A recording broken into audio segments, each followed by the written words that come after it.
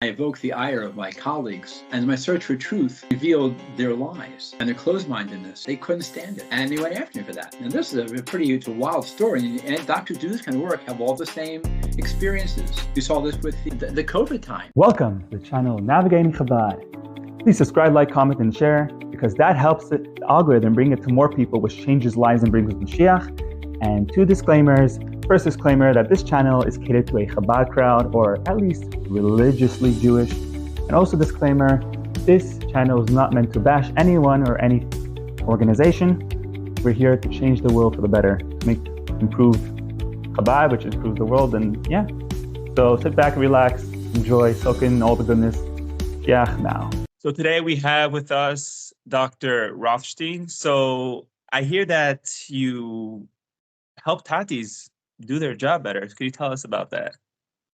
Yeah, being a tati, people tend to think that being a father, being a tati is almost like you go to work, pay the bills, and you're done. I think that's pretty much, maybe we destroy the kids once in a while, but people don't realize the incredible importance it is of being a father. I mean, a tati is not just something you do, well, by the way, I'm stuck with kids, I gotta do this thing. It's the critical role in a child's development, a child growing up, and how their whole entire life is. Can I tell you a story how this all started? Yes, please. Let's go. It began, I made Aliyah about in 2012. And my first Shabbos there, living in Rat Beit Shemesh, and called the Ramah. My wife was very tired. First Shabbos there, she kind of passed out. And with my daughter, I said, let's go take a walk outside. We discovered there's a park there called Ayalon Park. Ayalon Park, now, Rat Beit Shemesh is like an island. There's no place for kids to go. It's just there. And it's almost the entire place from Shabbos. Maybe you see 1 or 2 cars in the entire Shabbos, and that's it. It's a very quiet, it's a really beautiful little place. But a lot of the kids, a lot of them are Olim Chadashim, they're new immigrants, or they're perhaps, or the parents are immigrants, whatever. They don't really fit in Israeli society, or a lot of times they have their own issues or social needs to hang out with their friends, and they're coming out in this park on Friday night, and they're not out there discussing a Tosos and the Rashi and the Chazon and Maimer Chassidus, not doing mitzvahs. But I walk around the park, my dog, look around and see all these like little neshamas, like little flames, the neshamas floating all over. This beautiful neshamas out there, all these teenage kids. I do something that they connect with these kids. It just is so precious. So I start, my Ivrit, I'm not a big, language is not my strong point, shall we say. But anyway, so I went to the kids, and I got to get the feel. The following week, I go with them, I says, Atem Roshim Lishma Sipor? Do you want to hear a story? And I said, Lama lo? So I told the story of my fractured Ivrit. Pamachat lifnei kama shanim, yesh adam gadol, yesh rav hamuvcham. I get the whole, I tried to paint a story. And I told the story to different groups, little groups of kids, repeatedly. And I got reactions they thought was funny, trying to correct my Ivrit to making it understandable. They translated my Hebrew into their Ivrit. It was really funny. But got to know the kids after a while. Hang out with the kids week after week after week, going and talking to them. Up to 1, 2 o'clock in the morning, because that's when the kids are, they're up, and there was connections was amazing. But I started listening to the stories and hearing them and understanding them, and very interesting patterns came about. The pattern that came about was the connection with their father, not so much their mother, their father. Especially the parents are divorced or separated. Oh my God, the kids were devastated. But all those kids, those troubled kids, were eventually revealing to me how their connection with their father was lacking. And it became like a father image. I come there, and all these tough kids, some of them were I was saying, not doing mitzvahs out there, some were criminals, some were cons, and all kind of people out there. And these kids would, after a few months working, they'd line up for a chibuk, a hug from Doc. Call me Doc. They wait all week long for a hug from Doc. And it went on like this, and it's a snowball. And lives began to change. We talk to them, relating to them, and have a way of relating to kids, thank God, and understanding their stories. And it started morphing and changing. And saw these kids changing. All of a sudden, the girls are showing the gia, feel more tznius, and this and that. And they're changing their lives. They're going to shul, they're going to yarmulke. This thing started happening just in a little hug from Doc. And it became so apparent to me that what they were lacking was a father image. I saw it over and over again. Even before the Israel, I was working with a bunch of kids, and a lot of them were, and it all comes back to the fathers. Come back to the fathers. And then, and I got more and more involved with the kids and began seeing the pattern. It got to the point where we're talking to people who are misanthropic, people who are kind of misfits or kind of out of it, whatever it was, their story was. And eventually I began to ask the question, did your father ever hug you? And the answer is always the same, almost always the same. It's no. We had one of my daughters was in seminary in Israel. But bring friends with us for that. And off Shabbos, bring the friends to our place and then in the Ramah. And I'm talking to this one girl there, and she saw me give my daughter a big hug. She says, "Your tati hugs you?" She says, "Of course." She says, "My tati never hugs me." And we're talking, she comes home, and this story just broke me. It just rocked my world when I heard this. She said, "I come home, I see my tati," and he stops, he sits down and looks at me, and we talk and we share, and then the other, but he never hugs me. Her next line just blew my mind. She said, "What's wrong with me? My father won't hug me."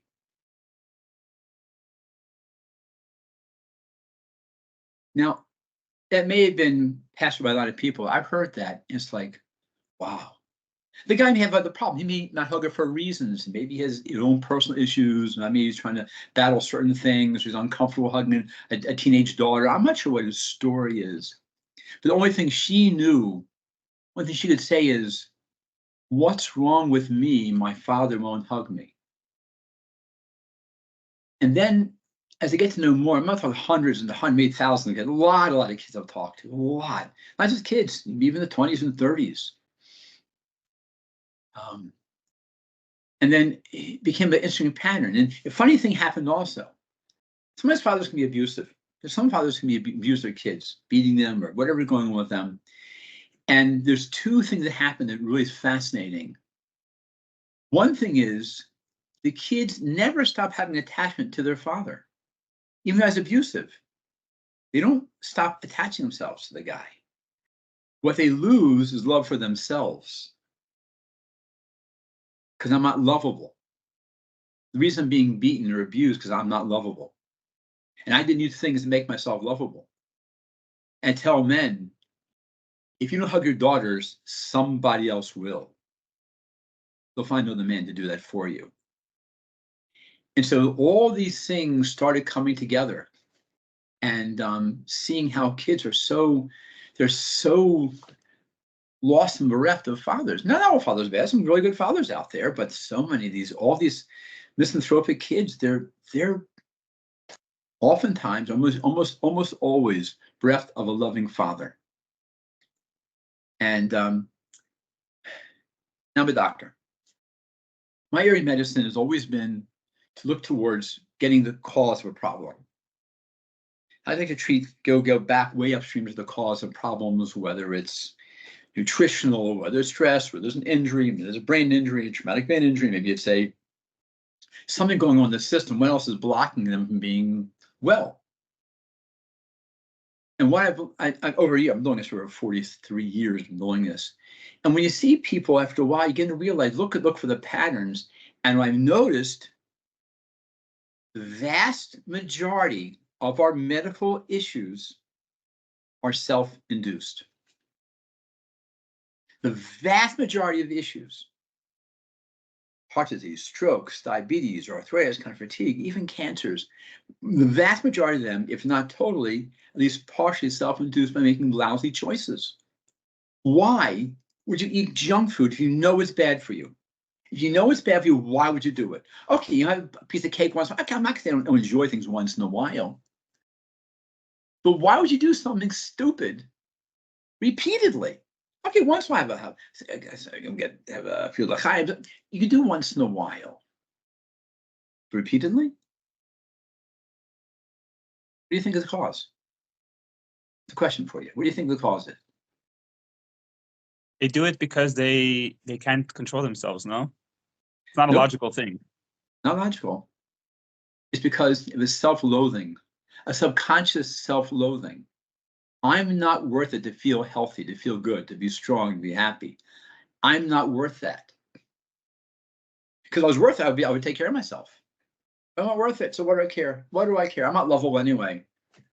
My parents love me. My tati doesn't hug me. I'm not worth it, they say, subconsciously. They do things they know is bad. Everybody knows. Ask any teacher you want, and they'll all tell you, give your kids a lot of sugary stuff, sodas and cake and cookies, they misbehave. Every teacher whose two brain cells rub together sees this. Why do you give it to kids? All right, once in a while, end of school, but sugar bomb kids' brains? What's up with that? Why would any rational person, any thinking person do something like that? There's a way to get kids happy and feel good because they don't love themselves, a self-loathing, and they project it and give all kids, they're just children, they eat, of course it tastes good, it feels good, of course it tastes good. They're designed that way. But repeatedly, what's going on? So you see there's a pattern, there's an unhealthy subconscious loathing pattern going on here. Or how teachers doesn't feel powerful, they feel inadequate, so they'll give kids, they'll like me, they'll give them candy, they'll like me now. It's not normal. Something's off. Parents stuff their kids with junk. What's up with that? The parents don't feel lovable. If you're a lovable parent, your kids love you. They don't need junk to make them like you. You don't need that garbage. But if you have self-loathing deep inside, you're not worth it. I'm not lovable. You'll do whatever it takes to feel lovable. So junk makes you feel that you're lovable? So, well, actually, what it does is sugar is metabolized in the brain. Not everybody, but a lot of people. I did a lot of work with ADHD with kids. Found an interesting thing about ADHD. We'll get to in a little bit, but in certain people, sugar has the same effect as cocaine has in the brain. It's formed into a chemical called acetaldehyde in the brain, and you'll see, for instance, drug addicts will put a lot of sugar in their coffee, a lot of sugar, because the caffeine plus sugar equals cocaine in the brain. The dopamine boosts like crazy. They feel good for a while. So what's the difference? So what is the difference between that and cocaine? Well, cocaine is a little more destructive in a person's life, but in the long term, look at people around you. Look at them. People in their 60s, 50s, 60s, look at them. Those eat a lot of sugar and junk. Look what they look like. Look how they function. Look at their moods. Look at their families. Look what's done to their lives. They're addicted to junk food. They're addicted to it. Like, take a can of soda. Look at the can. Look at the side of the can of soda, and see how many grams of sugar in that soda can. Check it out. Between 30 and 40 grams of sugar. But sodas, whether it's iced teas or power drinks, they're all the same. They're all the exact same. It's a chemical process, not a beverage. It's a chemical. And look what the chemical has in it. You'll notice there's always two things in these drinks. Sugars, at about between 30 and 40 grams of sugar in the drink, and acid. Look at it. Now, you look at that combination. Why is there acid in every drink? Because you have that much sugar. By the way, how many teaspoons of sugar, how many grams of sugar in a teaspoon? Any idea? Like about four. Mm-hmm. If there's 40 grams of sugar in a can of Coke or sodas, how many spoons of sugar is in that can? 10. Right. Yeah. See? So 10 spoons. Now, take a cup of coffee and put 10 spoons of sugar in that coffee. Is it drinkable? No, not unless you're a drug addict. So what they do is they add, because you drink that much sugar, you'll vomit, you'll throw it up. And when you do, they put acid in there so you don't throw it up. All citric acid, ascorbic acid, phosphoric acid, all of the acid in there. Look at the cans. Why do you put so much sugar if you're going to throw it out? Because sugar, especially caffeine, at that dose equals cocaine to the brain. Gets you addicted. No normal person can drink 2 liters of soda in a day. Something's wrong with you. You're addicted. It's not normal. No normal person can drink that much sugar. It's not, it's bizarre. That kind of, and they do, the companies, they know, the Pepsi, Coca, these guys know what they're doing. They're chemical companies. They're pushing drugs on you. They want you to be addicted. Fruit juice is no better. Fruit juice is a grape juice. Grape juice is even worse than soda. Look at sugar content. Look how much sugar is in grape juice and in orange juice and apple juice. Look how much sugar is there. It's as bad as sodas. They want you drinking juice because it makes your brain crazy. And why you do it? Because it's self-conscious self-loathing. I thought natural sugar is different than like artificial sugar, no? Like natural sugar from fruits. Eating a piece of fruit, that's fine.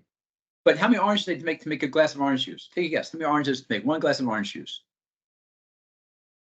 Take a guess. Lot. 6. Like 6. Wow. 6 oranges. Can you eat 6 oranges in one sitting? Nope. It takes 8 apples to make 1 glass of apple juice. Can you eat 8 apples in one sitting? Can't. But if you extract the juice, you've just eaten the juice, the sweetness of 8 apples or 6 oranges. You've now just sugar bombed your brain. Okay. Right? And why go do it? But I tell in my courses, I give my Trifectati courses. They're on Zoom, by the way, my Trifectatis. A shameless plug coming up Tuesday night, doing another program, the Trifectatis, is on the art of forgiveness. Really powerful. It's a super powerful presentation. Check in. But the stress to a child, not feeling secure, not feeling loved, makes brain chemistry alter so they can function. Kids want to be happy, they want to play.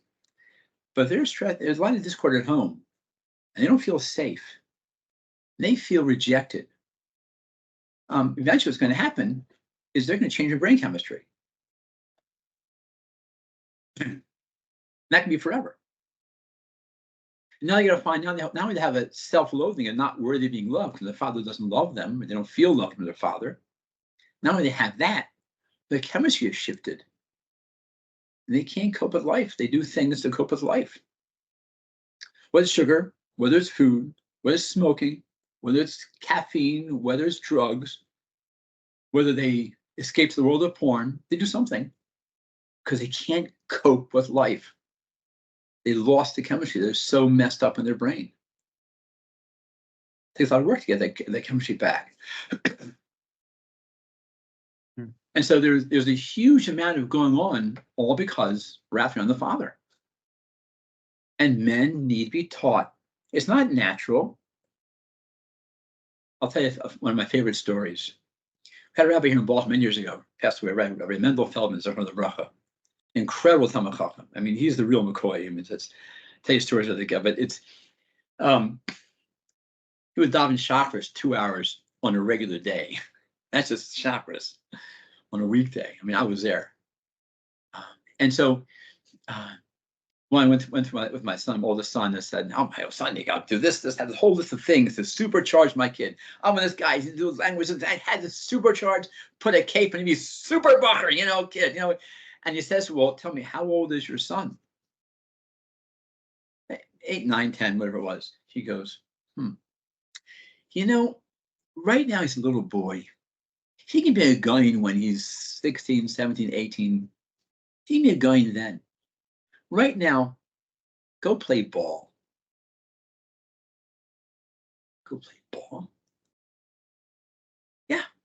play ball. It's the man who knew shots. I mean, he passed the pen test. I mean, he knew opened the shots where anything you find right with point right through things. He's just an incredible genius. Haru Manasso is totally involved in learning Torah. Go play ball, he says. Okay. My Mashpia says. So of course, got a couple gloves and the ball, and I took my son out in the back of her playing catch, playing ball. 3 things happened. First of all, get a good report. Play ball with the kids. They have a relationship. Something happens, magic, especially with boys. When you play ball with boys, it's something magic happens. Playing ball back and forth, you miss it, you catch it, run it, whatever it is. It's goofy, but it really works. Secondly, he became a very good ball player. The third thing, he became quite a good learner. He's a shliach at Binyamin University. And he knows the learn Baruch Hashem very well. And I say he's a really good ball player. But the relationship that resulted of that, it taught me a lot, big lesson. I want kids to be Yerushalayim, loving, happy, productive, interested, involved. Tatis, go play ball. Go take your kids for a walk. You know what kids love? Little kids love the most thing they love the most in the world? Taking a walk, holding their Tati's hand. Nothing little kids love more than taking a walk, holding a Tati's hand. They love it. How do we know that? How do we know that? We know that because I've seen it every single time. And every Tati that takes kids for a walk, it's just magical. Walk, this kid to go walk with Tati, they go walk with Tati around the block, whatever it is. And I would do goofy things with the kids, like at night, especially when the sun sets early, like in the fall of the year, and when not too cold.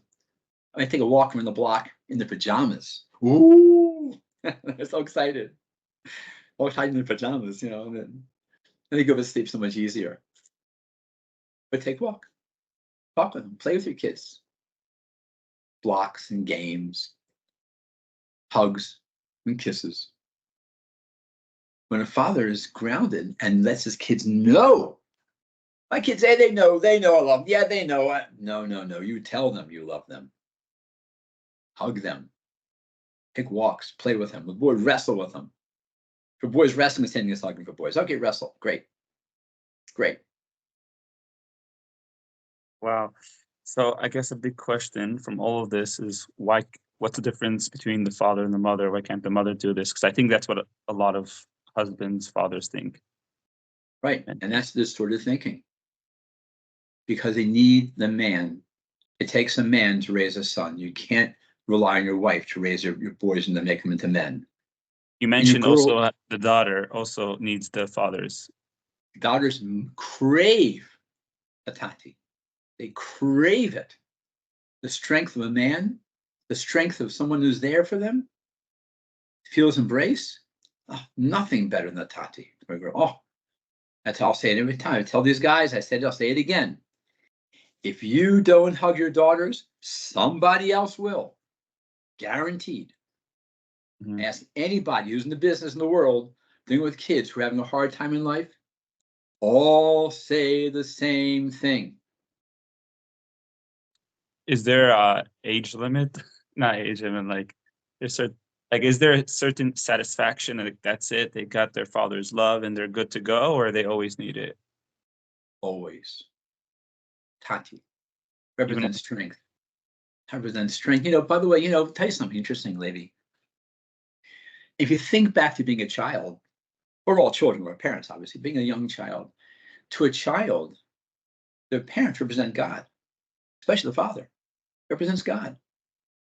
You look up to us like, whoa, my tati this, my tati that. You look to us. And if a child is rejected by their father, guess who else rejects them? If a child is rejected by the father, doesn't, and also, by the way, I'll tell you something interesting thing about what makes a child feel loved. I'm just gonna blow your mind. You ready for this? Yeah. What makes a child feel loved? Get this. Discipline. Oh. Not punishment. Punishment, not discipline. Punishment is when discipline failed.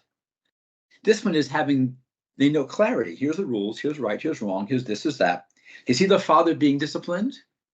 Gets morning and he daven, he learns, he goes to work, he does what he's supposed to do. He's disciplined on himself, not on the child, you mean? And the children. Both. Both are. You got to be a dub nechaya.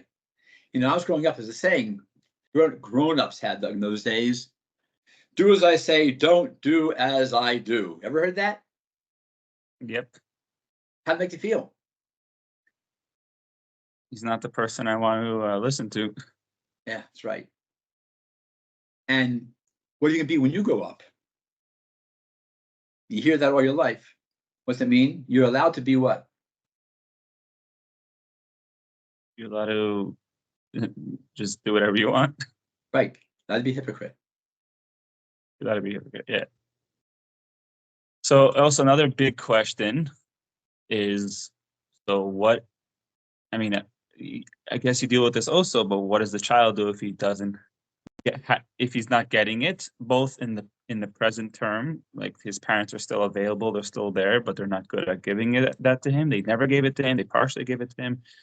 And then even more, it's kind of the same question, but even more, that what if he never, it's too late, if you know what I mean, or he never, like, parents weren't there, like they're not there physically, you know. So both, yeah. That's very powerful questions. We asked about 5 questions in that one sentence. Let's do with one at a time. Yeah, so starting off, what does the child do if the parents are not giving it to him? Well, first of all, kids will act out. They'll act out to get your attention. They'll do negative attention is better than no attention. The worst thing you do to somebody is ignore them. That's the worst punishment. Ignore them. You know, sometimes couples get into this thing. He or she, they stonewall their spouse. Don't respond. Don't look at them. Just stonewall them. Right. That is the worst thing you do to a human being, is not recognize their existence by stonewalling. So if a father is present but not acting in the kid's life, it's horrible. He's doing this. He's doing this. Right. A stupid phone. Just checking out. Man, what are you telling the kids? So it starts day one pretty much. Now, maybe from 2 years old when it really hits, but from day one, it never stops. Kids always want their parents' attention, always want their parents' approval, always. They crave it, they need it. By the way, a quick thing, I give my courses, it's my mantra. There are 4 reasons why kids will act out. Actually, there's 5 reasons kids will act out. Ready? Now, take notes. This will be on the quiz. Kids are acting out, they're being irrational, they're not doing whatever's going on in their life. They're going to check, make sure either they're tired, hungry, sugar bombed, or scared. The 5th reason, they lack connection. They need connection. They crave connection. They want to be acknowledged for existing. So always check. Tired? Are they tired? The child hungry? They're sugar bombed? Are they scared? Or do they need attention? And every parent's saying, oh, this kid just wants attention. He's trying to get attention. Yeah.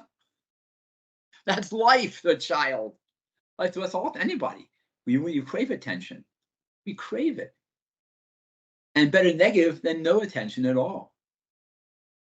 Better negative, at least you know I exist. Got your attention. Okay, I got slapped or punished or whatever happened to me, but at least I connected with you. At least I know you. Now I know that you know that I exist and you care that I exist because you hit me, or you punished me, or you yelled at me. Kids need attention. They need connection. They're born craving attention. They're very dependent, and they need attention. They need connection. I don't want to go so much sidetrack of my original question, which I don't think you answered yet. But what about kids that seem like, there's some kids who are like mom, they feel like they need their 24/7 attention all the time. Okay, that's already another question. You can decide if you want it to be a separate question, but how much of it has to be the parents? Like, maybe, like, isn't enough that the siblings give them attention? Like, a lot of parents do that. Can someone else give them attention? Someone good, like a teacher, because we are busy, and some kids feel like they need all the time. Like, how much attention does it have to be from the father? Could it just be a minute? Well, actually, that's a very commonly asked question. The kid, I just can't fill the kid's tank. He just constantly attention. He's constant attention. Right. Okay, so there's several parts to that. First, is it true? Is the kid deprived of attention? First, ask it, is it true? Am I ignoring the kid more than I should be ignoring the kid? It's like, you got to function. You got to do things. You got to be a mensch. But by the same token, get attention. Is it too much? First question is, am I not being good enough for the child? Am I providing enough? That's first thing, is your question. The second part is, some kids need so much you can't satisfy them. They can't be satisfied. In that case, there may be one of several issues coming up. Could be a chemical imbalance in the brain. Could be a genetic, what's it called?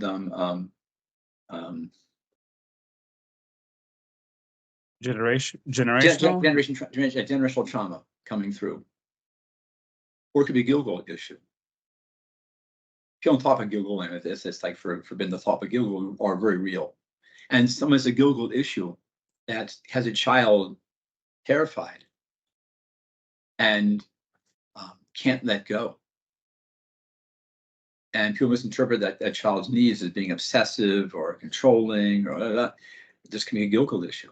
And it's been recorded and talked about many. It's all over the place. I mean, you can look for it, you can find it. It's in this farm. You can see it. It's Gilgulim are real.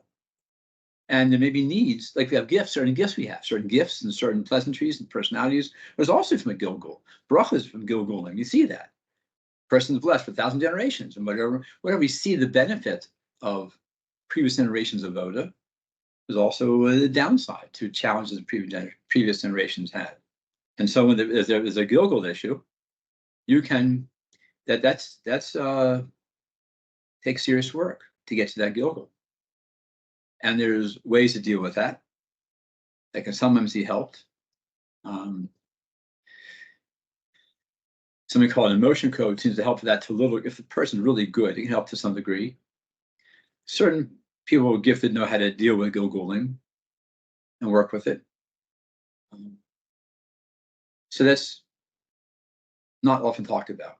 But some of the generation issues, they need reassurance. You need a lot of reassurance. And then they can go off and play. Or they may have a chemistry issue, which can come from bad food, for instance. Chemistry could be a head trauma. Now, head trauma is interesting when I talk about that, because one of my areas of special interest is TBI, traumatic brain injury. Brain injuries are real serious things, and they cause a lot of dysfunction in people, a lot more than you can realize. Now, it means a background. I'm an osteopath. And when medical school, there's an osteopathic medical school, we learned how to diagnose and treat using your hands. That became like my special interest, my special thing, working, treating people using structural balancing, make them function better. And so kids get head injuries. You don't realize they have head injuries. I've seen this so many times. And everyone who does craniosacral work has seen that they get all the same stories. Kid bangs their head, something happens to them, and you release attention in their head and neck and their body, and they become like a different person. So tell you a story happened to me many years ago. One of my first stories there are two stories that really hit home the significance of TBI, traumatic brain injury. Significance of this. One story was early in my career, on my practice. A woman brings her son to me. His son's like 12, 13 years old. And he's smoking, and he's drinking, he's into drugging, and the fights, and he's misbehaving, and he is just the kid you do not want around you at all. The teacher having a fit with this kid, he was this miserable kid. And mother brings him to me and wants me to help him treat the kid. Meanwhile, the father's an alcoholic and is kicked out of the house. The mother is obsessive compulsive, and she's a compulsive overeater. He's been and she smokes, and the whole being, the whole life is nothing but dysfunction. I said, lady, I'm a doctor, I'm not a magician. You know, I'm not a tzaddik of a bracha. It's like, what am I going to do? She said, you can do it. You can do it. My last hope. I said, okay, I'll try. I checked the kid out. I said, what happened to the kid's head? What happened to this kid's body? What happened to him? She said, why? I said, I know, early, 3 or 5 years. Oh, when he was 3 years old, his father, in a drunken rage, literally kicked him down the flight of stairs. Boom, boom, boom, boom. Oh, huh. Well, let's see now. So I worked on him. I did. I know the choice. I tried. On. How did you notice the bump or something? How did you know something happened? When you're in this world in the healing world, you're working with your hands and cranial work and high intense, very deep osteopathic manipulation work. You can sense these things. You pick it up. You can just tell. Okay. Okay. And so, so the kid was seriously injured, and once he was brought to balance, different kid. He comes the third time seeing the kid. Note from the teacher. What medication is the kid taking? He's a different child. He stopped smoking, stopped drinking, stopped getting into fights, was pleasant, cooperative and happy at home, a different kid. With all that dysfunction around him, he was a pleasant kid. It was like a demon removed from his body. I don't know if he's so tense in his whole body. I've seen the story hundreds, maybe not thousands of times. That same kind of, not that severe, but you know. And a couple years later, one of my daughters, a very, very sweet, gentle, sweet-natured little girl, sweet little girl. And the wife comes home, she's school, and she's screaming, she's angry, she's this and she's that, she's miserable, and she just doesn't stop. Go to your room. What is going on? Just get her away. She was just miserable. I said, something's wrong. This is not right. Something happened to this little girl.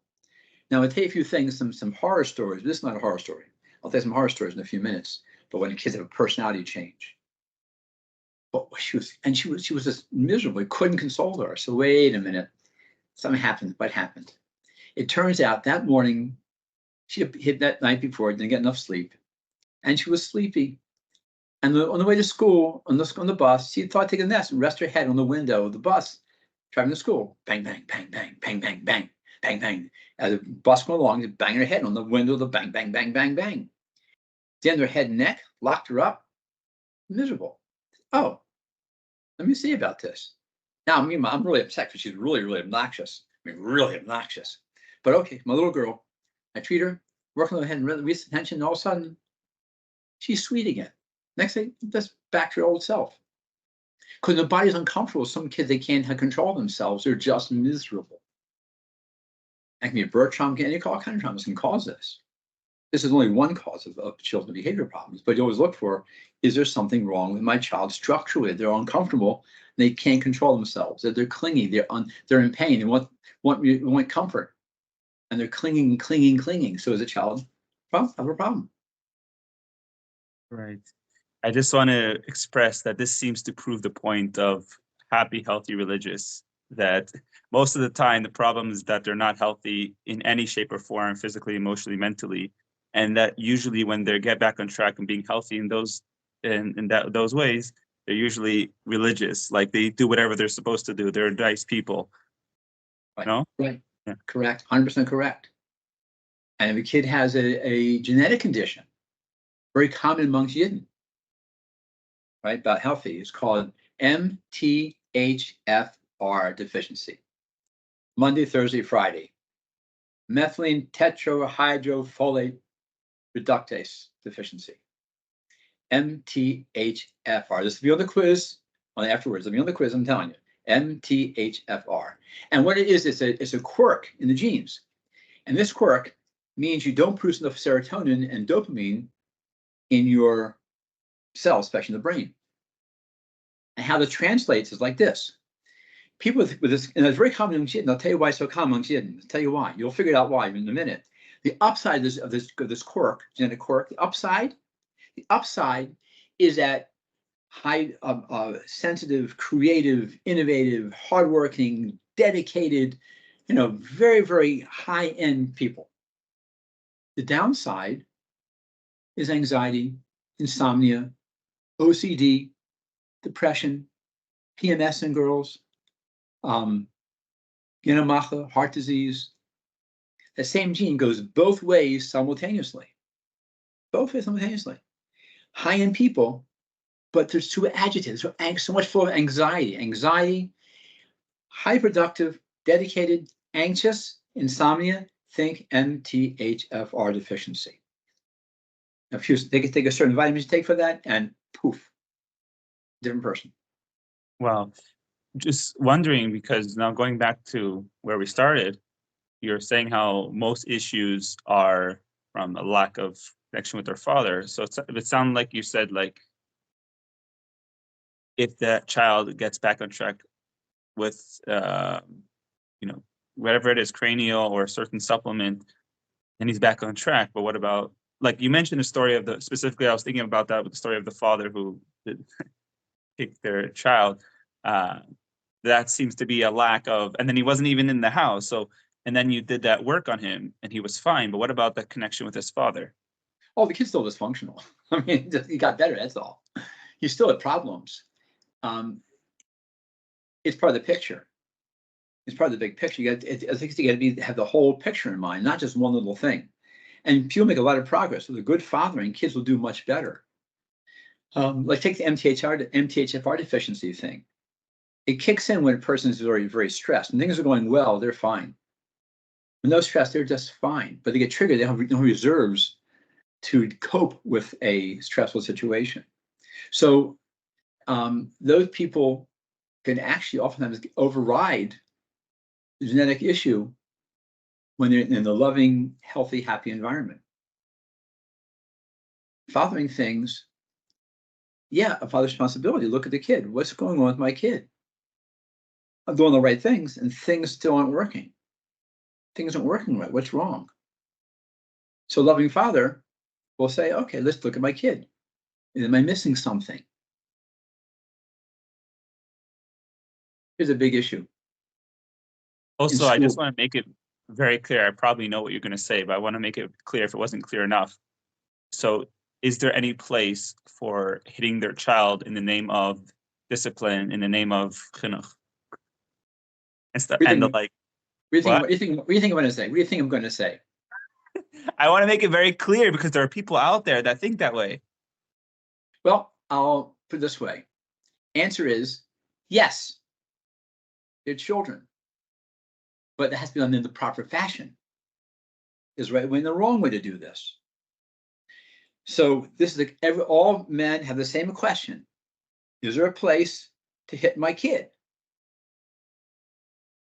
And the answer is yes, but done properly. Done properly.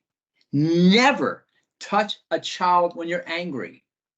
You don't vent and rage. Don't ever do that. No, I was brought up that way.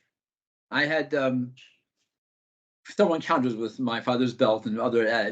Yes, I know how that feels. Didn't work. Doesn't help because it wasn't done right. It was done out of anger. Venting the rage in a child is a really dumb idea. It's going to backfire every time.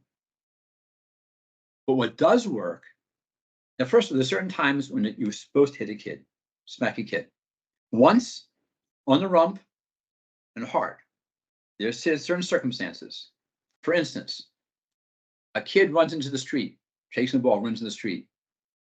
Oh, wham! Don't hesitate. Never on the street. Never. That's deadly. You get killed that way.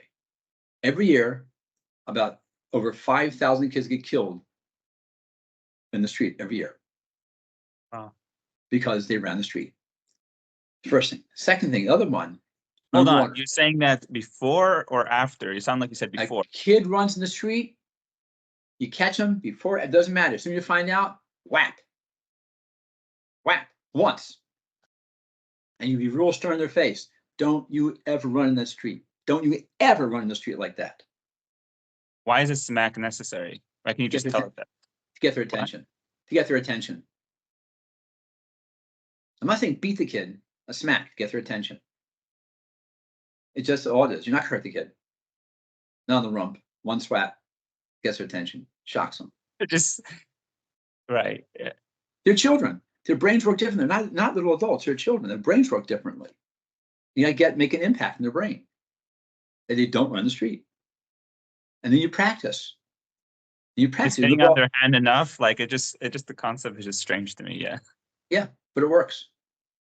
You only do it once, if at all. I mean, never need it. What if you're feeling like angry with the kid? You said you shouldn't hit them if you're feeling angry. That's the exception. A kid almost gets killed. Yes, because they did something stupid. Yes, one hit on the rump, not the face, the rump.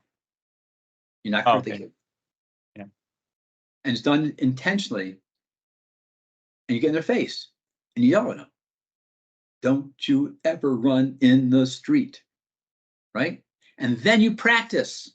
See, the problem is people punch kids. They don't understand how to punish kids. And you practice. Here's the ball, and teach them to stop at the curb. Stop at the curb. Practice. Teach them how to deal with situations. Don't punish them. And you practice. And then before it happens, again, teach a child, you never run the street, never run the street. Always stop at the curb. Always stop at the curb. And teach them. And they may never run the street.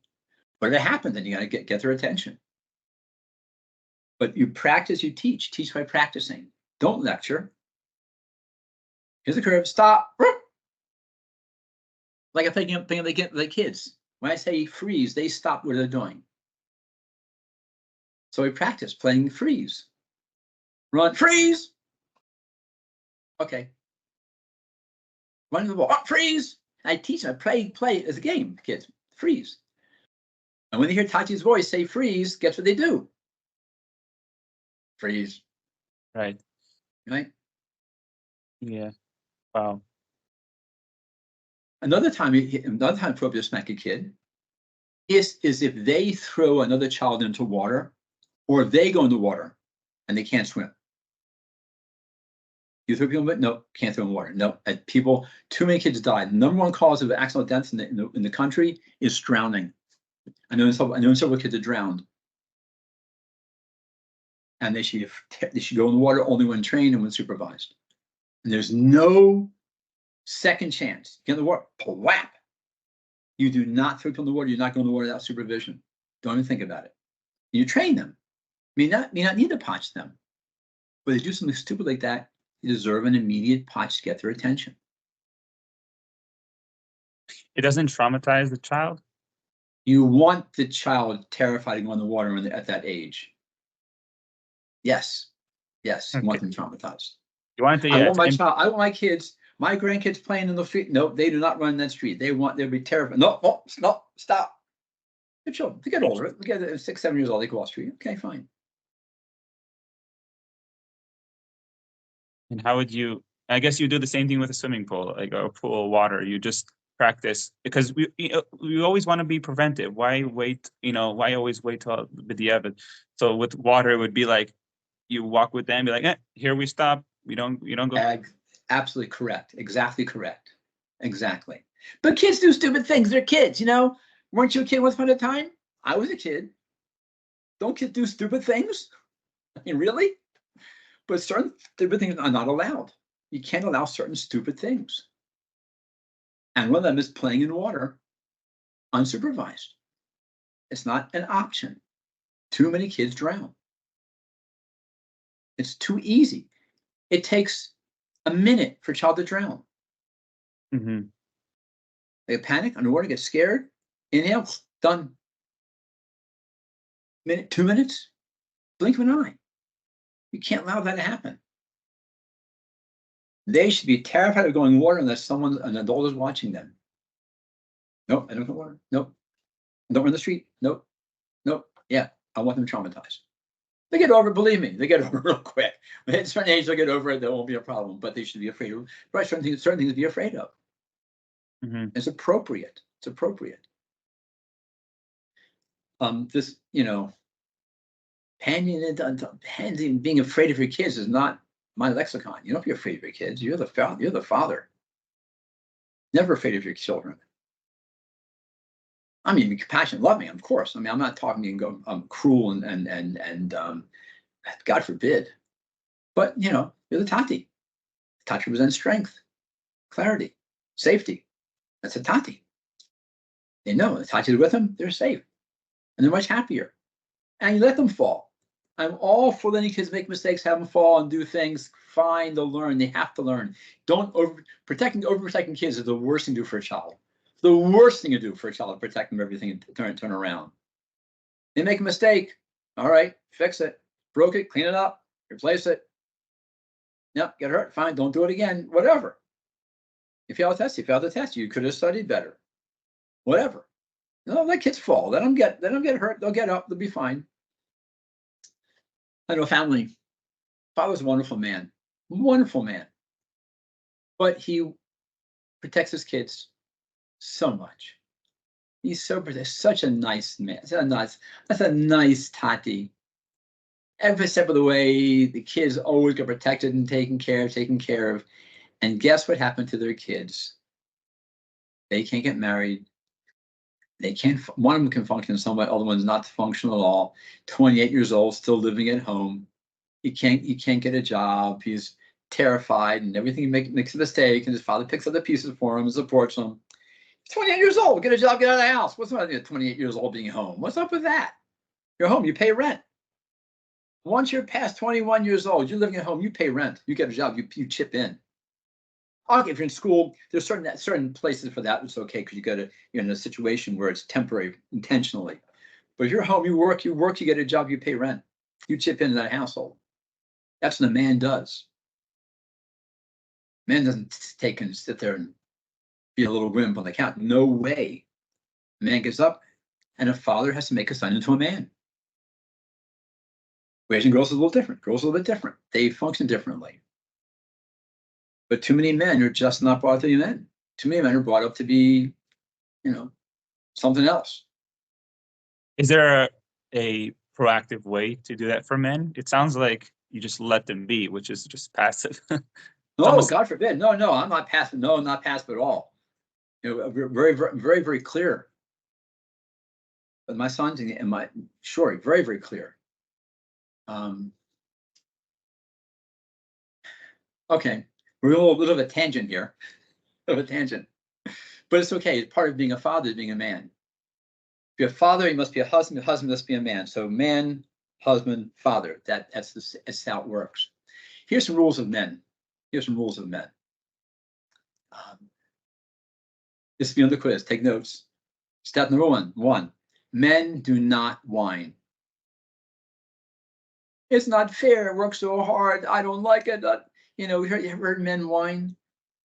I don't like it. It wasn't fair. It was so mean. It was so this, it's like, oh, please. I don't hear that. Men are proactive. Men do.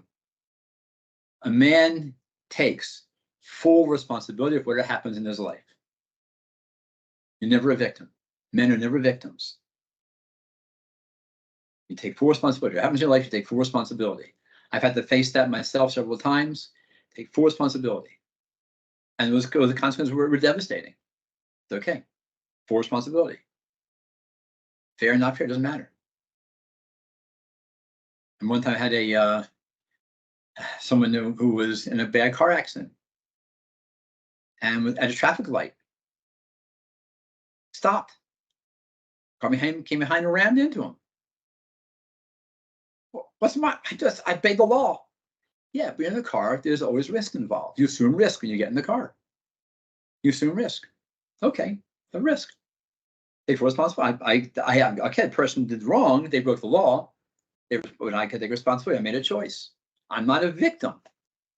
I have a situation to deal with, but I'm not a victim. See the difference? Subtle difference. See the difference?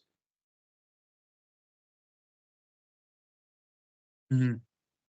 Did you answer the question I had earlier regarding how much does a father need to be with their child, and what does it have? Okay, fine. That's right. Got the tangent. Right. I did not answer that question. Good question. So let's go back a little bit on that one. On how much is too much. So first we get to rule out, is a child needy, have a problem? Is there a problem with the child? First, make sure, is the child okay? Are they getting fed enough? Right kind of proteins and healthy fats? Is there a trauma involved? Are they scared of something? Is something going on? Is a child tired, hurting? What else can the child make them so clingy? Once you've done that, then you can say, you give enough time. Okay, it's enough for right now. You have 10 minutes of tati time. We have a full 10 minutes, half an hour time. Doesn't make a difference. My time, here's 10 minutes of half an hour of tati time, just you and me. Just pure tati time. Then you're done. You teach child how to, that's fine. So that could depend on how many You kids in the just tell the family. child a certain amount of time, Yeah. or you have to ask, like, Yeah, what if it's he tati time. It's now time for, it's now tati time. Maybe it's your time for tati time now. it And could be any amount of time. well, I mean, it can't be 30 seconds. I mean, it has to be, at least 5 minutes, 10 minutes. Kid has something real, and they know it's coming. Oh, at 6 o'clock, it's tati time. And they come there and great, it's tati time. And you really focus on them. Now, you don't ignore them afterwards. Now, this is a little tricky. This is where kind of like personal coaching comes in handy. But really, you don't ignore them afterwards. It's just personal, private time with this kid. And the rest of them, they're interacting. You interact with the children, of course. Don't ignore the child. But this is for sure just you and me time. Kid needs it, and you give it to that child. It could be a 5 minute with reading a book together, or doing a project, or playing blocks, or it doesn't matter what it is you're doing. Taking a walk, playing ball. But certain time, this is our time. This is my tati time. And look forward to it. And doing what they need, not what you want, what they need. So a kid may want to do art, and draw a coloring book, and you want to say build blocks, whatever, Lego, whatever. Doesn't matter. Do what the child wants. I'll color. Sure, let's do coloring time together. And so you can meet the kid on their turf, period of time, and they're satisfied. So the kid's safe, and everything's okay. They're not tired, hungry, sugar bombs, scared, and all they need is connection. Everything else taken connection? Okay, fine. Connection time. And you do it happily. And okay, all right, here's your time. Okay, let's read the book. All right, it's time now. Okay, we're done. No, that doesn't fly. Obviously, right? Obviously, child like it resentfully. Obviously, you would do it with joy. Sure, this is time. It's Levy time. Okay, what do you want to do? Great. Now, okay, let's go play ball. Let's take a walk. Let's color, whatever. And then you have your time. You have your tati time. And you can talk to the kid. Usually, when you're doing physical things with kids, you start talking and sharing about stuff that's going on in school. Yeah, how was school today? How's your friends? And where you're doing things, and you're kind of doing it. It's a menial type activity. And you start talking, schmoozing, what happened in school, what have your friends, what your teacher like. Yeah, there's little conversations while you're doing something with the kid. Maybe making oatmeal cookies. I don't know. You're doing with the kid. Doesn't matter what the kid you're doing. You want the kid something that involves some sort of physical activity of some sort. Then you can schmooze. And then they learn how to listen to kids. Oh my. Watch magic happen. Every time. Wow. Now, going back to earlier question about, did you answer what if the parents are not doing it and the child has to be proactive, or the parents are not there? That's a big issue. If a parent is just not, excuse expression, I'm sorry to say this, some people are not cut out to be parents. And they just can't. They don't know how to do it. They just have their own issues.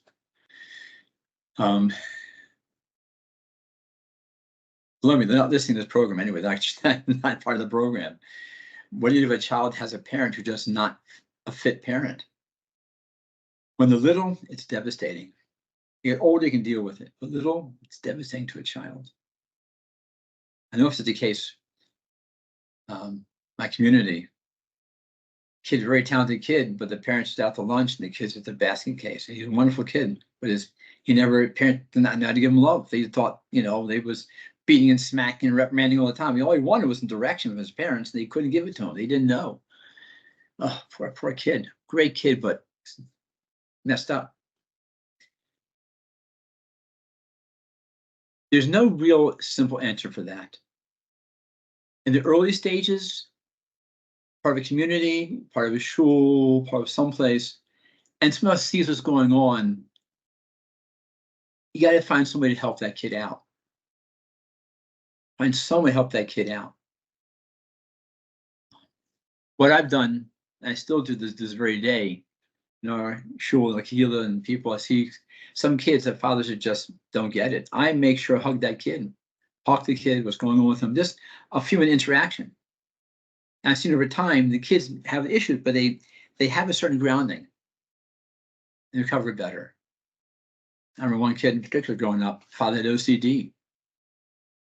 Obsessive compulsive. Father was crazy. He wasn't from he had OCD. Poor guy, and the kids were just messed up. So his son, I would make sure his son talking every day. Every time I see him, I give him a hug, and because father never hugged his kid, I'd hug him and talk to him, take interest in his life. And he had problems. He developed. He still became an alcoholic, but he recovered. He's a recovered alcoholic. Became a mensch. He got married as a kid, and he became another person. But Baruch Hashem. And I really think it's the fact that he's had some man in his life to give him something, and there's a place to step in if you see it happening in the early stage of a child's life.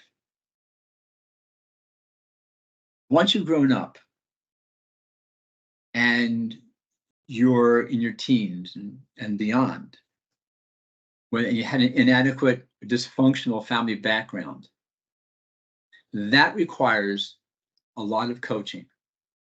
Requires coaching, requires knowing how to forgive, how to move forward, how to take it, how to appreciate what you had. It takes a lot of work.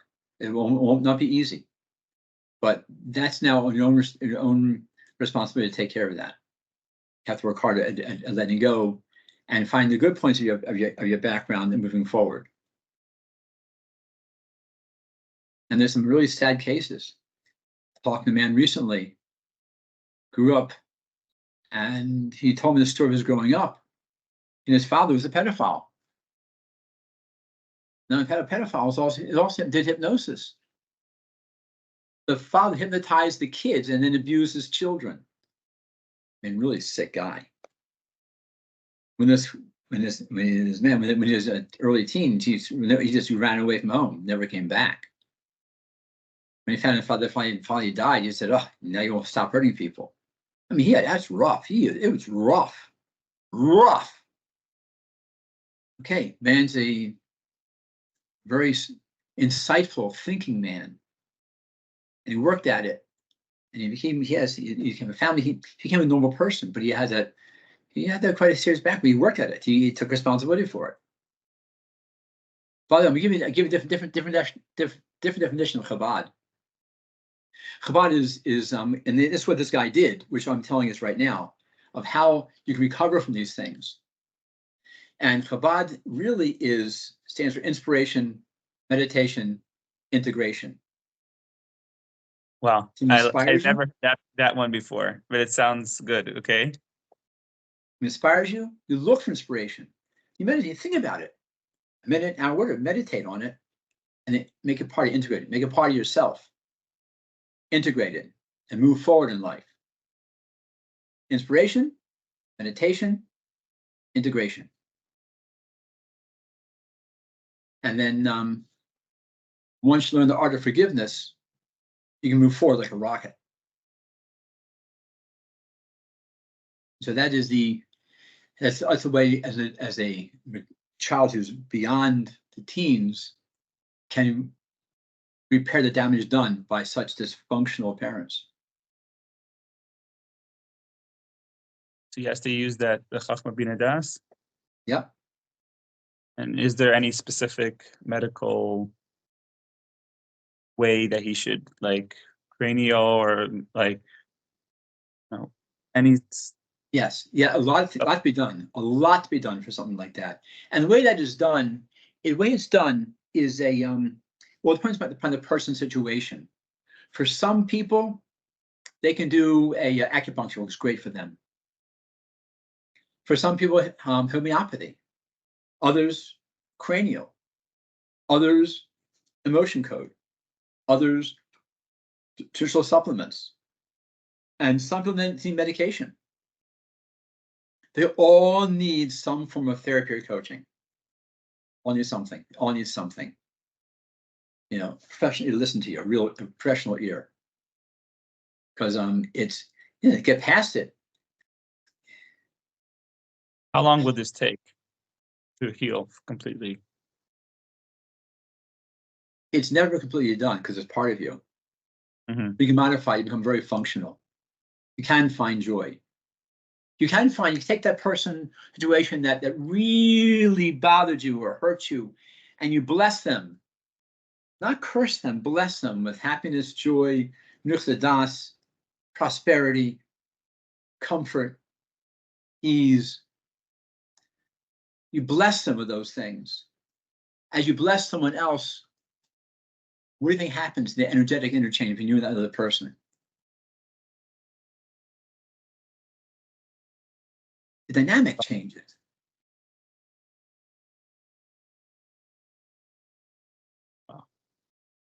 So let me give you an example. I'm gonna throw something at you. Let's say there's someone that wronged you, and you really, this guy wronged you, and you hate this guy. You just, and your mind, you know, somebody crushed me, kind of wish things on this other person. What happens? What bad things happen to the person? Anything happen bad to the other person? No. No. Do they care what you're thinking? No. They don't care. But what they do feel, the slight interchange of hatred or angst. Now, if you have someone is putting out to you this hashba, and what are you going to call it, of negativity, can you possibly feel positive towards the other person? Apparently, yes. No, you can't. Okay. If someone's negative towards you, why do you feel positive towards them? Yeah, right. I mean, naturally, no. Right. So you've actually created, there's a negative circuit going on. Now, let's supposing instead you were positive to the other person. You created positivity to that other person. You created a sense of, I want this person to feel love, health, happiness, joy, prosperity. I want this person to feel good things. They now have something subconscious happens to them. They now have the freedom to feel what? To the person, to the recipient, to the person that. To the person who, if you shower this person with love, compassion, blessings, prosperity, joy, happiness, health, they now have the freedom to feel compassion towards you. Belongs on the defensive, even subconscious. They don't just go on when there's some, but once they feel, oh, you know, and that guy, I feel bad about I did that person. And they're going to come up to them. They're going to feel bad. They're going to feel, oh, yeah. And now you're free. Hey, something else. There's the power of forgiveness, being mindful of somebody. That forgiveness power is so strong. And I'll tell you a story. There are a few people with whom I had an ongoing angst, tension. It was palpable. Not visible to the naked eye, but something was wrong. I couldn't get past it. So what I did instead, I decided to do mechila, mindful them, and cast love to them, forgiveness, joy, bless them instead. Within days, maybe a week at most, they were approaching me. And now we're friends. Literally, we're close friends. One guy's a chavrusa, one guy's a friend. Everything turned around. I didn't say not nisht ois achas to them, not one word to say to them, nothing. But in my heart, I forgave them. I try to look through their eyes. What would they be seeing? What they're experiencing? What life is about? And like let go of whatever was going on. And my heart was open. Of course, when you get rid of that anger, when you get that resentment, how do you feel? When you get rid of resentment, how do you feel personally? Anything a person feels Lighter, free. Yeah. Lighter and free. And I felt lighter and free. And so did they. What happened? Became friends. I mean, it's like magic. It was weird. It was so magical, it was weird. And forgive people. Forgive. Watch what happens. Watch how much you forgive people. Look what happens to your life and everything around you. So if a child grew up with a parent was, whatever the parent's story is, they get their stories, and I got to tell you a lot of bizarre, weird stories. Some weird stuff out there.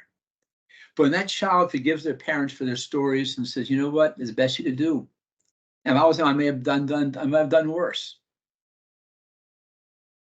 I'm the kid. Comes lighter, free. Yeah, free. But he's still, that's only taking away the bad. But what about that love that he needed? It's like only Sumirab. What about Asay Taib? You know what I mean? It's going to happen. It happens. You feel it. And you'll find a healthy source for it. It's not like it's a lot easier to get it from the parents, but if not, it's possible in other healthy ways. Correct. The challenge, if you don't get from the parents, is hard to find in healthy ways. You'll find it in unhealthy ways. Because the old saying goes, Klippa gives freely. And it's easy to get the wrong kind of attention than to get the right kind of attention.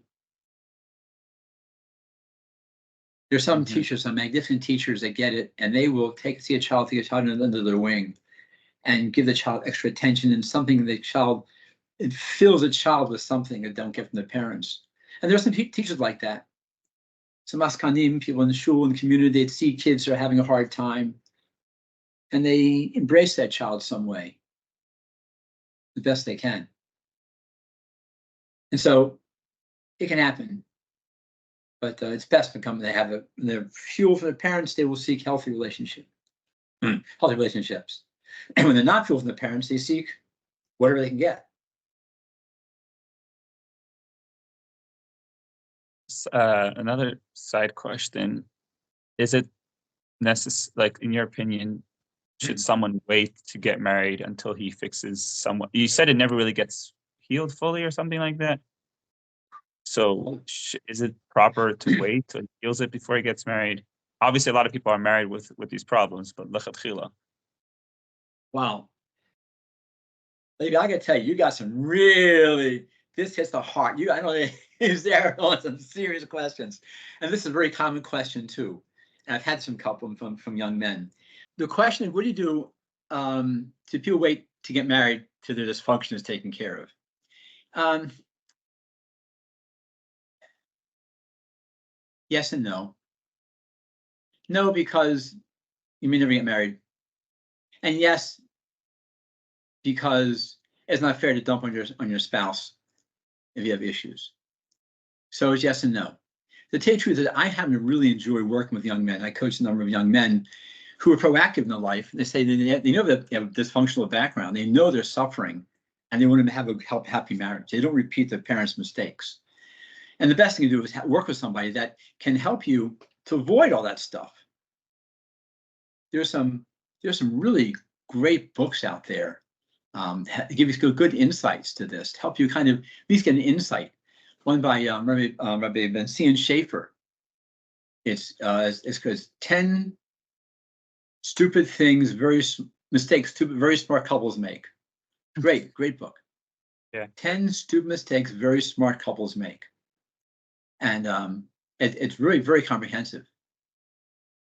So good. It's a lifetime, whatever, not obsession, but dedication to creating healthy relationships and being healthy. It's not natural for most people, and so I won't say don't get married, but get married and realize you're going to be working the rest of your life. You're constantly working. You're still always reading, learning, growing, trying. Make a mistake, fine, get up, try something else. But that's the mature way of looking at it. Yeah, I've got an issue. I'm taking responsibility. What happens in my life? I said before, one of the rules of being a man, a man takes full responsibility for whatever happens in his life. And it means reading, learning, getting coached, getting help, talking, sharing, getting tools, doing work, whatever it takes. You do whatever it takes to create a positive, healthy, loving relationship. It takes work. Okay. Yeah. The person should not get married when it does not want to work. I'm fine. Please, I got that. I talked to some guys, and I know they're back. I know who they are. And they go, please, thanks, Doc. I got that. Thank you very much. I'm fine. Really, I got this. I'm fine. Yeah. Right. Yeah. Yeah. So, it seems like you have more than one area of, use the word expertise. So what's your main area, or they're all main areas, or like what? It seems like you do multiple things. Can you go through like what you do exactly? It sounds like should have been like the first question, but it's fine. What you do. My take has always been the big picture. Always looking back with intellectual honesty, what really is what's really going on. And so it's been to my benefit, and sometimes it got me into trouble because I discovered things that I'm not supposed to know about. It can be real difficult. Like what? Well, in my medical practice as a doctor, I gotten very much involved. I want to get people well, and so I began to look for. I chose to go to osteopathic rather than MD school into a DO school because using my hand to diagnose and treat, I thought it makes more sense. I can make you feel better without using drugs and surgery, which is great. Wait, what? Wait, say that again. There's a certain type of medical thing that you can use to get. Don't need drugs. Don't need surgery. I mean, you still need them sometimes. Don't need them so much.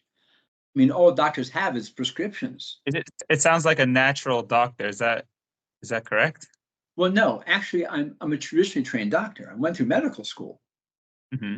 The medical had additional education on top of that, of understanding how the body works, mechanisms of the body, how things are interconnected, everything is interrelated, everything's connected, it's all connected. Uh-huh. Don't treat a head or heart, a kidney, a liver. You don't just treat organs, you treat a person. Mm-hmm.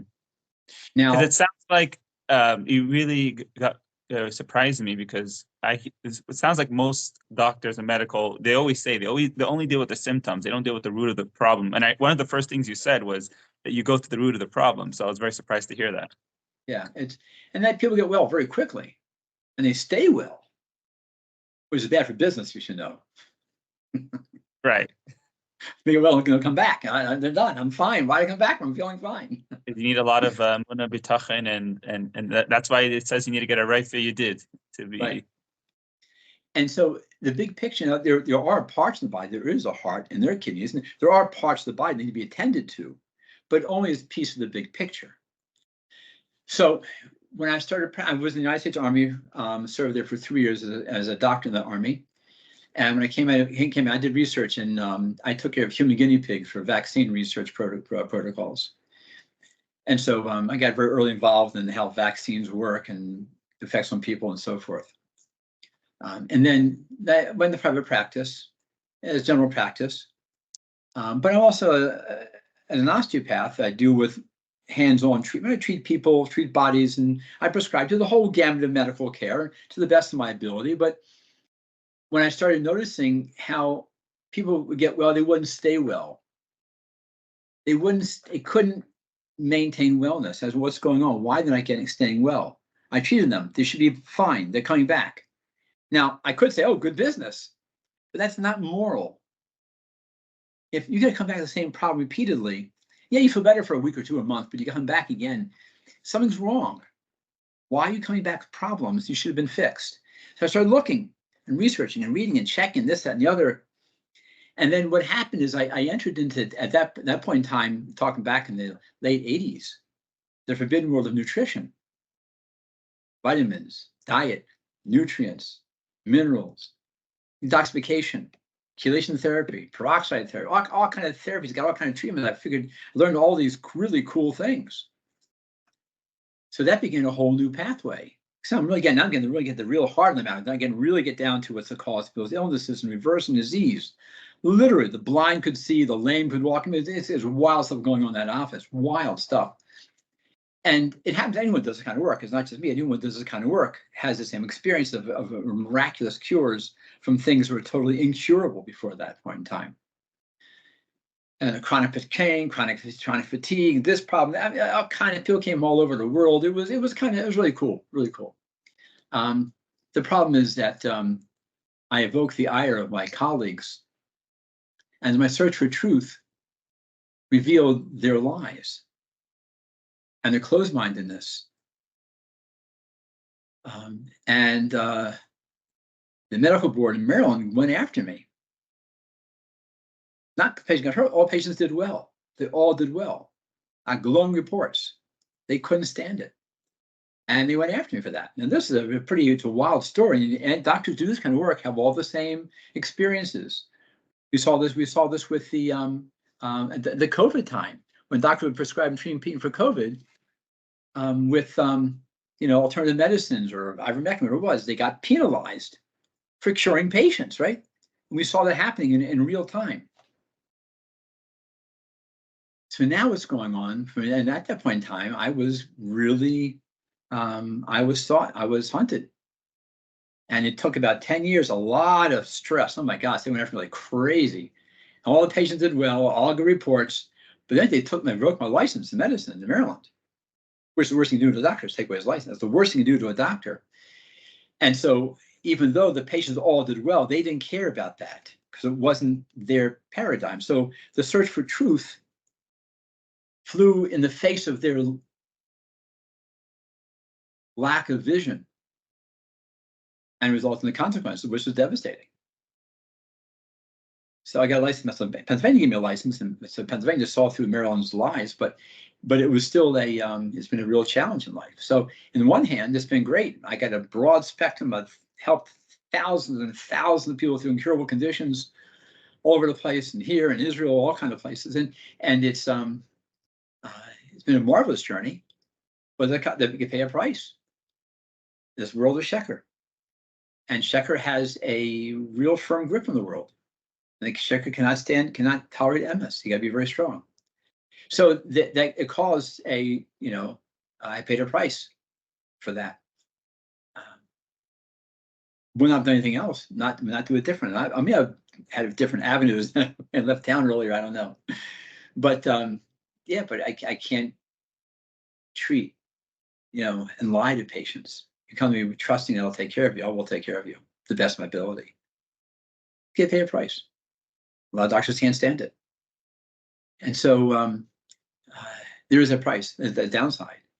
But the practice, I continued searching ways of healing people. And that's where I stumbled upon looking at what drives people to do such unhealthy habits, why they're so sick in the first place. And then as I began to discover the self-loathing subconscious, became a whole new world of how to treat people and heal people to get through their issues and have them open up and then come to real healing. And then I'm realizing more about how it is that people, where it comes from, it comes to fathers, and we talked this earlier, how important fathers are, people in the role of their children. And I create a healthy lifestyle for people, how to look for certain things. And so I developed this expertise in all kinds of areas in search of the truth. You seek truth, you go through levels over and over and over, you find more and more things to come to a point of truth. And so in that regard, I became expert in dealing with hormone replacement therapies for people. When you get older, you lose your hormones, put them back in. How to deal with trauma, how to deal with stress, how to deal with structural imbalance, how to deal with anxiety issues, how to deal with genetic issues, and how to deal with some cancer issues, how to deal with injuries, how to deal with all kinds of things, toxic conditions in the body and the heart, and reversing strokes. Wrote a book called Brain Fog, How to Prevent Alzheimer's Dementia. Keep the mind healthy and throughout your life. Wrote a book about that a number of years ago, Brain Fog. And you start researching and growing. And when you search for truth, you find many ways of truth. There's all kinds of truths out there. You got to figure out how to put it in the picture. Because not one truth. It's like diet. There's not one diet for everybody. It doesn't work.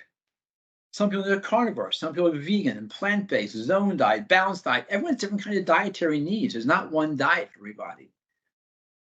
But the truth is, all diets all agree on one thing: sugar, chemicals, artificial this, that, and the other is bad. Everyone says they're bad. We all agree they're bad. High carbs, everyone says they're bad. Everyone agrees they're bad. Okay. But beyond that, what's the truth? And you got to learn that if it's not good for you, what is good for you? And I got to learn how to get what's best in your best interest. So how do you know which one is? Because you mentioned like a lot of diets, a lot of ways of for being healthy. So how do you know what a specific patient needs? Sometimes it's trial and error, but oftentimes you follow patterns. I've seen tens of thousands of patients over the years, so have a feel for what people need, what they don't need, what works, doesn't work. Get a feel for it, and then you modify within that boundaries, and you find what they really need.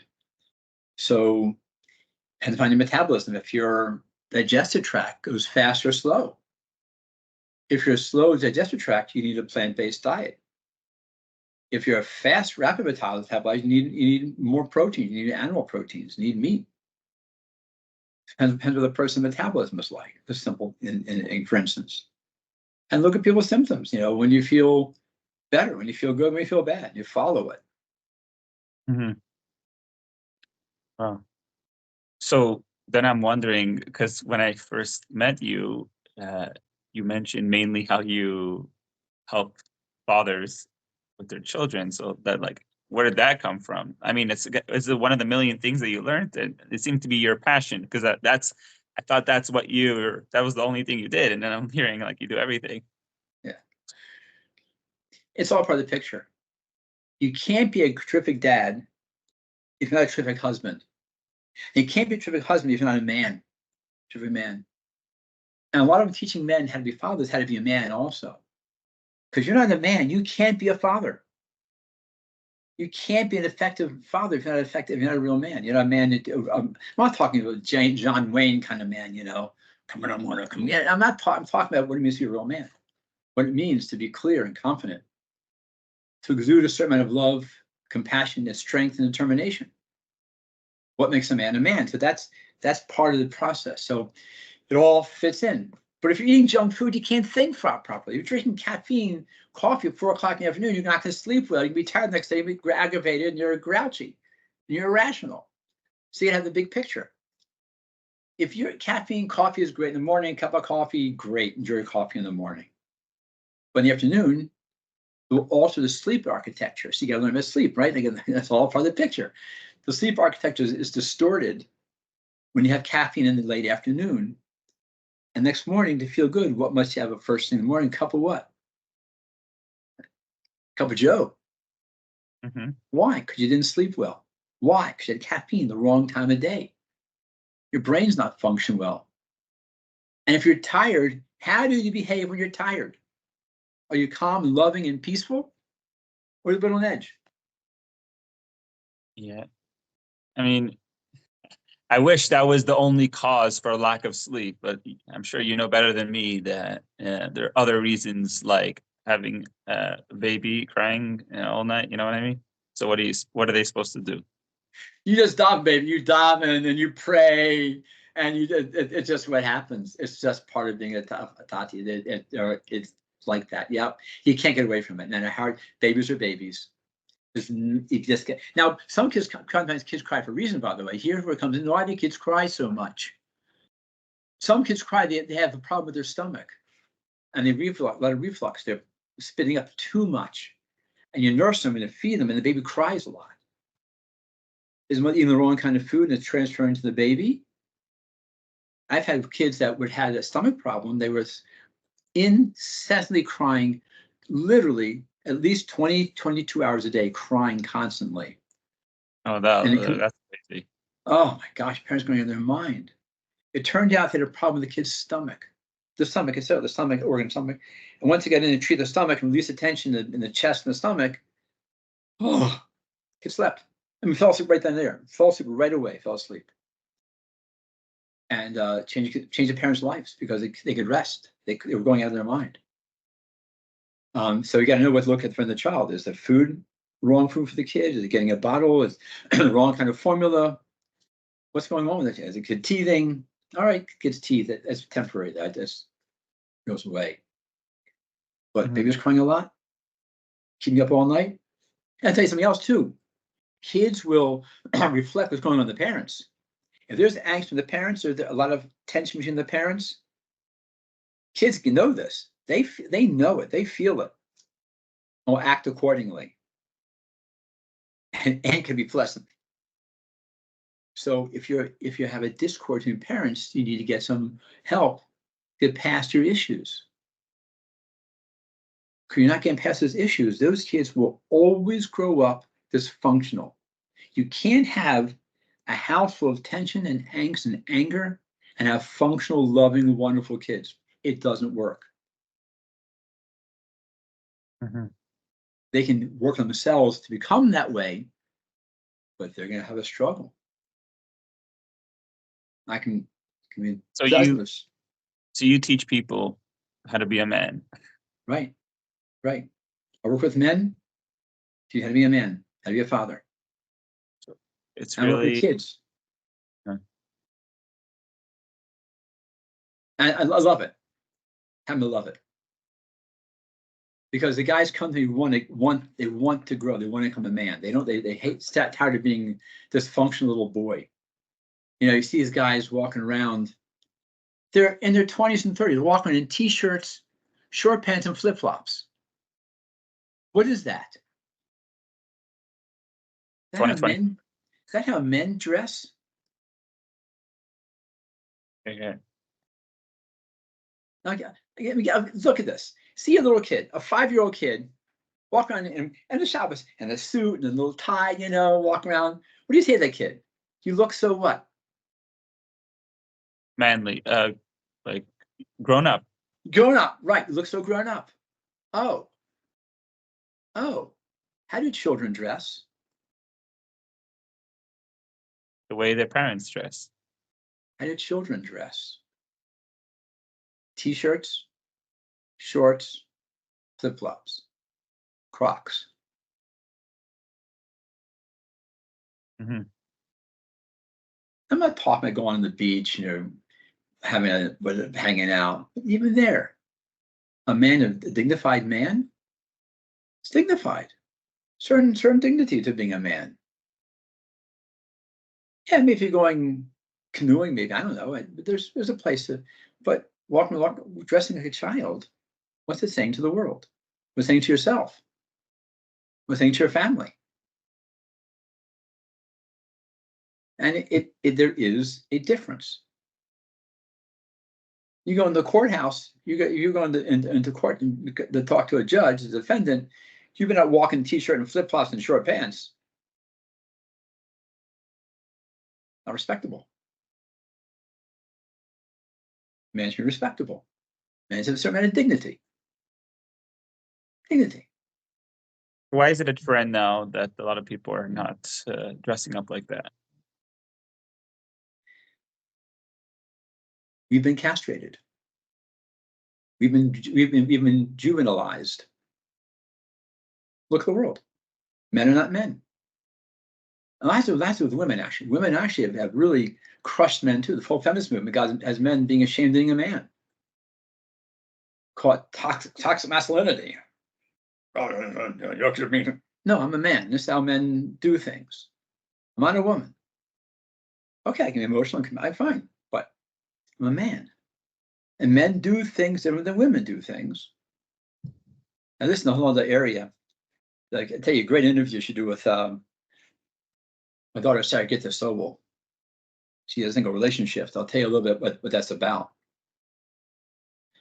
Women, in Koch's and Nefesh, women have two things that men do not have, sort of at the same degree.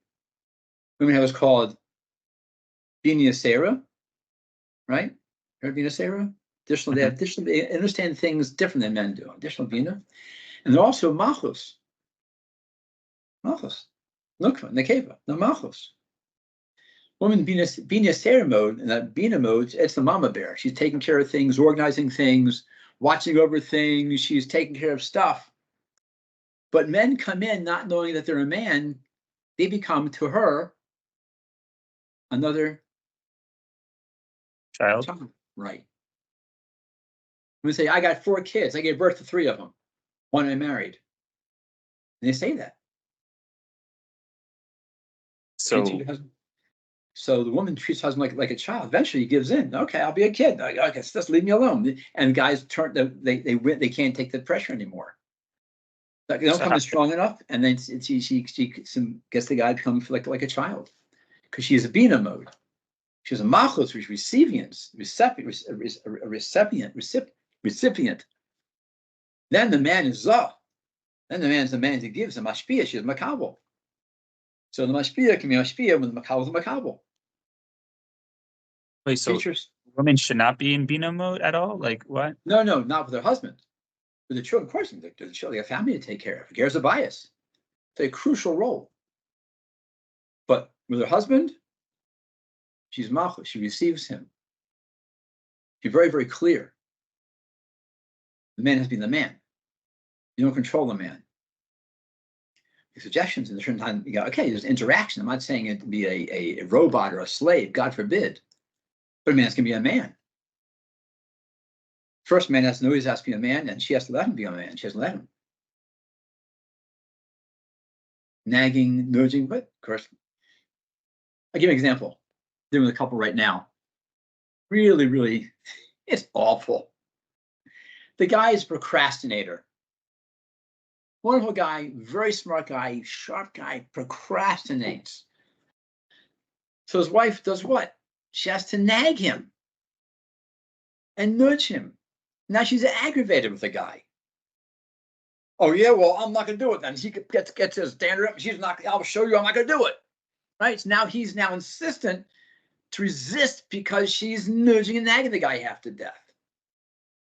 So now she's super frustrated. And now you got to love him like this. It's awful. He has to become reliable and quit procrastinating and do what he has to do, and she has to quit nagging him. But who gives in first?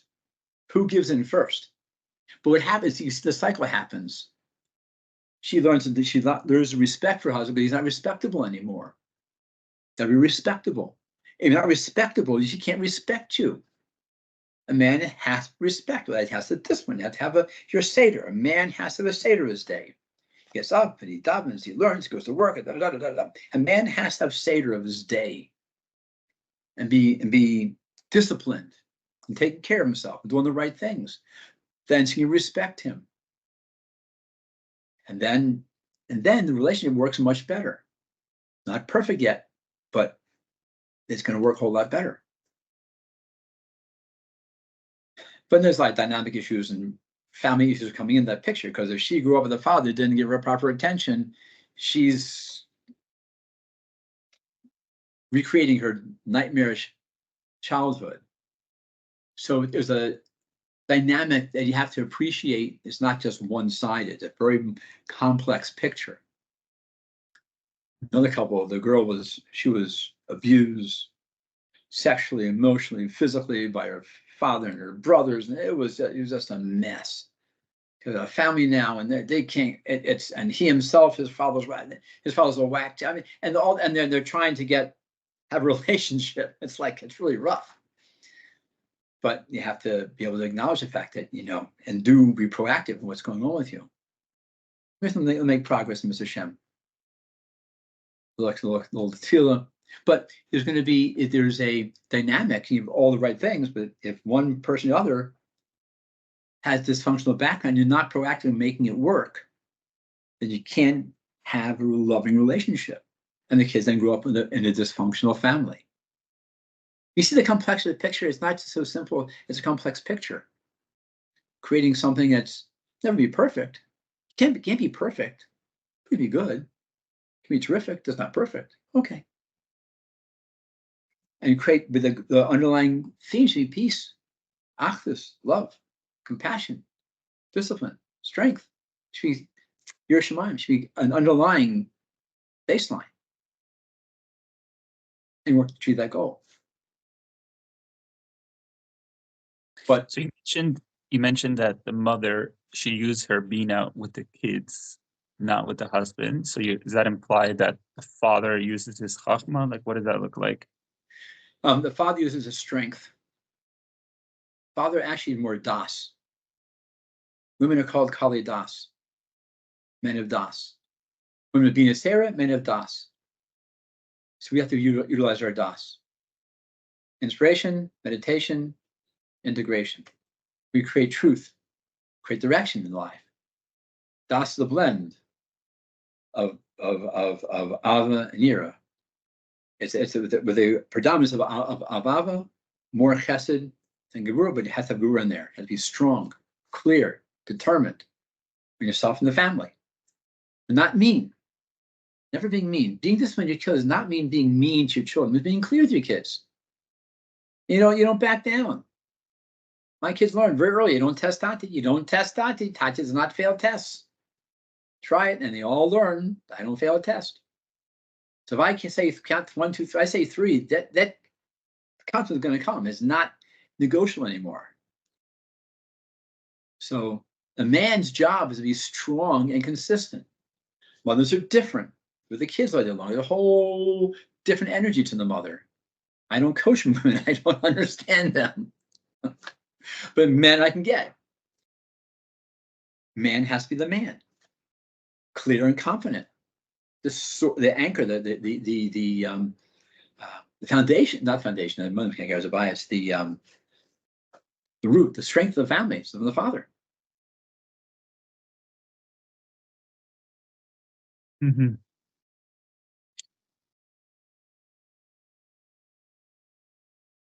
Okay. Is there more to talk about? I'm sure there is. Oh, I can go for hours, man. We are going a long time.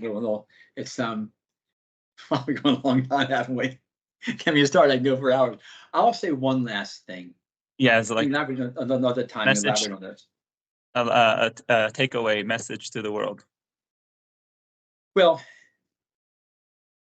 fathers have to be strong, clear, disciplined. Now, you also need tools. You don't walk in with an attitude, but don't have tools to deal with your kids and your wife. It's not, you have tools also. And so I love teaching men tools, how to deal with their kids and their wife and themselves. So your discipline is great, but if you're rigid, it's going to break. Your love is wonderful, but it's not limited with Gevurah. You're going to smother your family, your kids. You're going to spoil them. It's about creating the balance and about the big picture, what's really going on, what's true in the best interests of the family. So, process writing a book about this, so hopefully it'll come out in the near future. They have to be respectable and respectful. You need mindfulness. You need discipline. You need to be loving. You need to be forgiving. You need tools to deal with all these things come in life. And these tools are what's going to give you the opportunity to raise a terrific family, have terrific kids, and really enjoy them to their fullest. So men, hug your kids. Let them know you love them. I'll tell my kids many times, even if I'm wrong, I'm right. Huh? Said, because I care deeply. I really love you. I want what's best. I make a mistake, but I'm doing it for the right. I made an honest mistake. Even if I'm wrong, I'm still right because I really care. I want to do the best thing for you. And we're not perfect tatis. Make mistakes. But I truly wanted what's in your best, not mine, what's in your best interest. Make a mistake. I'm sorry. I really did my best. I did my best. And sometimes you still make a mistake. Let your kids know you love them. Consistent, fair, open, honest. And you'll have terrific kids.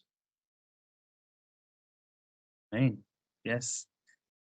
Wow. Thank you very much, Doc. It's been a pleasure, enjoyable. Maybe make a part 2. I mean, Great. you said this can go on for hours. And now that I know that you were like many areas, also, I mean, I can put in my description, you have a weekly Tuesday night share Zoom. Right. So Zoom.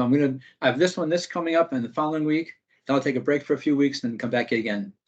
But the session is going to be on the art of forgiveness, the power of forgiveness. It's gonna be a super duper program. I'll send you the link, send you the approaching link, come on to on the Zoom call. It's gonna be really powerful. It's gonna rock your world, baby. It's gonna rock it. Wait till you see. Amazing. Thank you very much.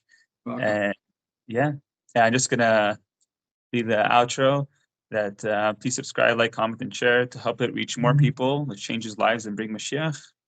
Now, Chaim.